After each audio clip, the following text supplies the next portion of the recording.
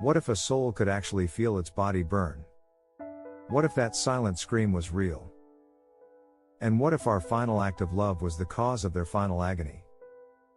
What really happens in the moments after our final breath is the greatest mystery of human existence.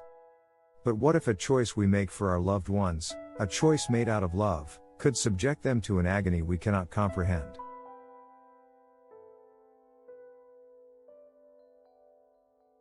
Today, we delve into one of the most profound and controversial topics in modern spirituality: cremation. We see it as a clean, simple, and often beautiful way to say goodbye. But a chorus of respected spiritual voices, spanning different centuries and continents, has issued a stark and consistent warning. They suggest that the soul, the very consciousness of the person we knew, might not be fully free from the body when it is committed to the flames. To understand the true nature of this warning, we must first listen to the chillingly similar accounts from two men who claim to have seen it firsthand, separated by 200 years of history.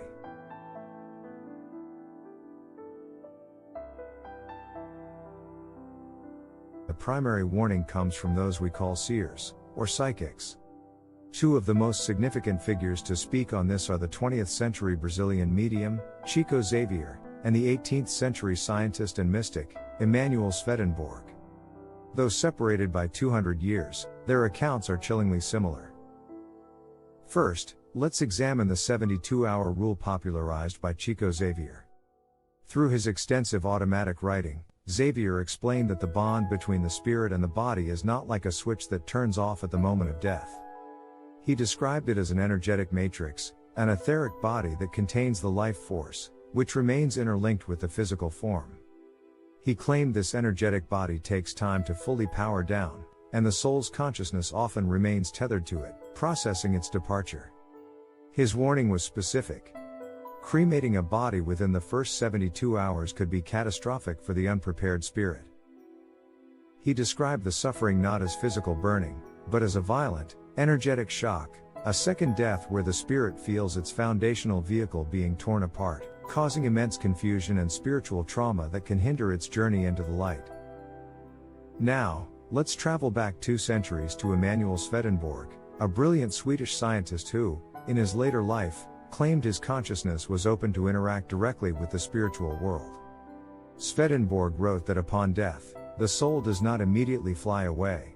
It remains in a state of proximity to the physical body for a short time. He described a limbus, a spiritual envelope drawn from the purest elements of nature, which clothes the spirit immediately after death. This limbus remains near the corpse, and the spirit's awareness is still partially connected to its earthly existence.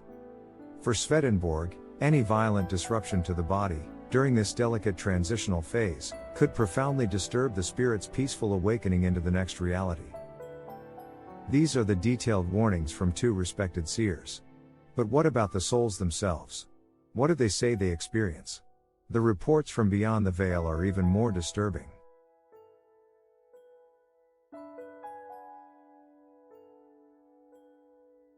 Beyond the warnings of historical seers, the 20th century brought a new kind of investigation into the afterlife, using techniques like hypnotic regression to access memories from the soul state itself. 2 pioneers, in particular, mapped this uncharted territory: Dr. Michael Newton and Dolores Cannon. Over decades, and through thousands of hypnotic regression sessions, their clients reported stunningly consistent details about the state between lives. Their combined work gives us a modern framework for this question.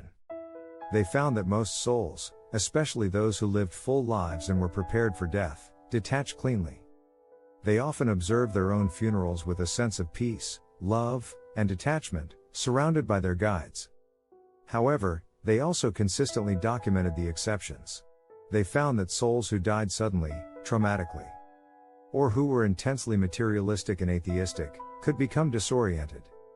These souls often refuse to believe they are dead and can remain perilously close to the earth plane, tethered by confusion and attachment.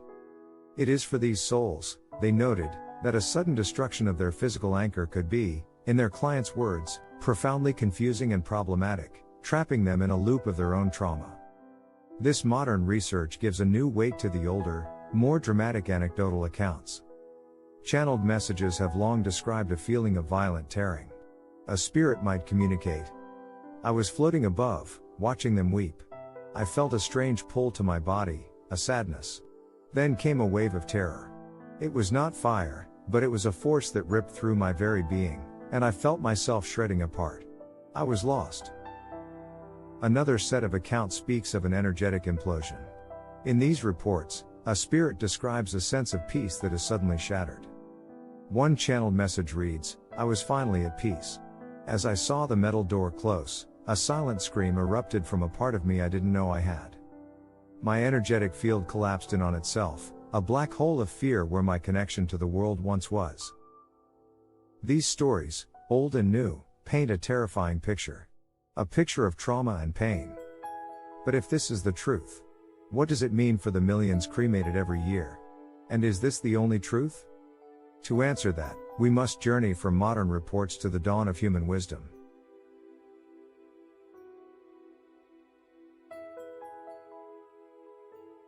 A chorus of ancient traditions offers a profoundly different perspective. In the Hindu scriptures, fire, Agni, is worshipped as a god. It is the divine messenger that carries offerings from humans to the heavens. The Vedas teach that our physical form is composed of 5 elements, Panchamahabhuta. The funeral pyre is the ultimate offering, the sacred duty of returning the body's elements to their source, thus liberating the eternal soul, the Atman, from its temporary prison.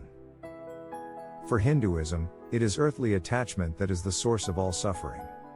And fire is the holy instrument that severs that attachment, propelling the soul towards moksha, or final liberation. The Buddhist path offers a similar, and perhaps even clearer, view. The Bardo Todol, or Tibetan Book of the Dead, is an intricate map of the mind's journey after death. It states that after the final breath, the consciousness experiences the brilliant clear light of reality. The body, at that point, becomes an empty house. The subsequent journey is entirely internal, a confrontation with the light of reality and the projections of one's own mind. The disposition of the empty house, whether it is buried, cremated, or left for the vultures as is tradition in some parts of Tibet, is of no consequence to the traveler who has already departed on their inner odyssey.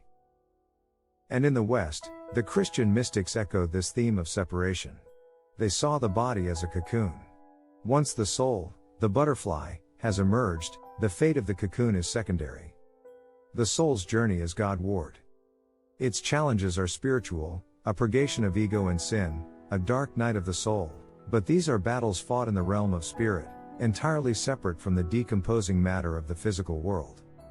This chorus of ancient wisdom tells us to let go, that the body is just a shell.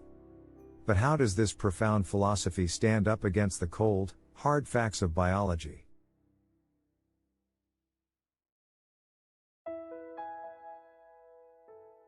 From a neurological and biological perspective, the case is closed, and the verdict is absolute.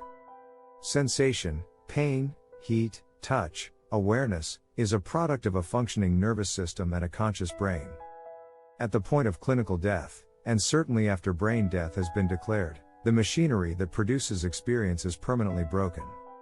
There is no known biological mechanism, no pathway, no scientific principle that would allow a non-local consciousness, if such a thing exists, to experience physical sensations through a non-functioning corpse.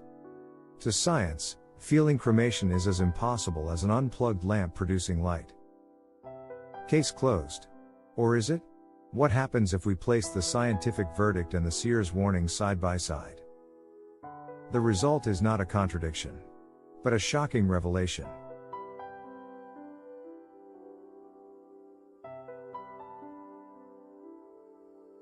So, we are left with a profound paradox. On one side, we have credible seers and emotional testimonies describing a terrible spiritual trauma. On the other, we have the weight of ancient spiritual traditions and the absolute certainty of science. Who is right? Perhaps the paradox resolves itself when we realize they may not be contradicting each other at all. Perhaps they are describing two sides of the same coin. Let's reconsider the seers like Chico Xavier and the modern reports from Dr. Newton's work. Were they truly describing physical pain? Or were they using the language of trauma to describe a profound psychological and energetic event? The pain of a consciousness so deeply attached to its identity, its body, its life, that it cannot let go. The violent tearing they describe may be the tearing of these powerful psychic attachments. If that is true, then the ancient traditions were not denying the potential for this suffering. They were offering the antidote. The Hindu and Buddhist focus on non-attachment, meditation, and understanding the impermanent nature of the self is, in effect, a lifelong training program to ensure a peaceful departure.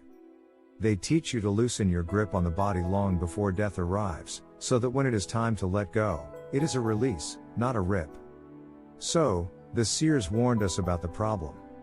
The danger of a life lived in deep material attachment. And the ancient traditions offer the solution, a life lived in spiritual preparation. They do not conflict, they complete each other.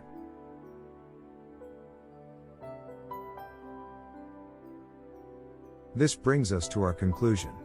Does the soul feel cremation? No. It does not feel the physical fire. But it can, it seems, suffer the agony of its own attachments.